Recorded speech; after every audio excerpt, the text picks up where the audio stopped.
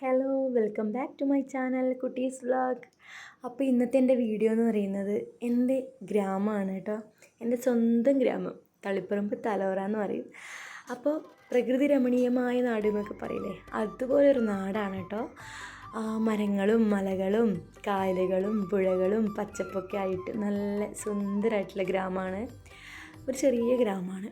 അപ്പോൾ തോട്ടിലൊക്കെ നല്ല വെള്ളം കയറിയിട്ടുണ്ട് കേട്ടോ. ഞാൻ മഴക്കാലത്ത് വെക്കേഷൻ ടൈമിൽ എടുത്തതാണ്, നാട്ടിലുള്ള സമയത്ത്.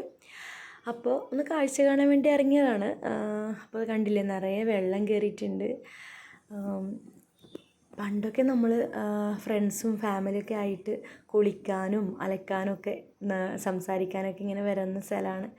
ഇപ്പോൾ ടൈം പാസിന് ഇങ്ങനെ കാഴ്ച കാണാൻ വേണ്ടിയിട്ടൊക്കെ വന്നതാണ് കേട്ടോ. ഇപ്പോൾ ഒന്നും ആരും അങ്ങനെ കുളിക്കാനൊന്നും വരാറില്ല. പണ്ടത്തെ കുട്ടിക്കാലത്തെ ഓർമ്മ എന്നൊക്കെ പറയുന്നത് എല്ലാവരും ഫ്രണ്ട്സായിട്ടൊക്കെ വന്ന് സംസാരിക്കുകയൊക്കെ ചെയ്യും. ഇതെൻ്റെ കസിൻസാണ് കേട്ടോ. അവർ റീൽസ് എടുക്കാൻ വേണ്ടിയിട്ട് എടുക്കുന്നതാണ്.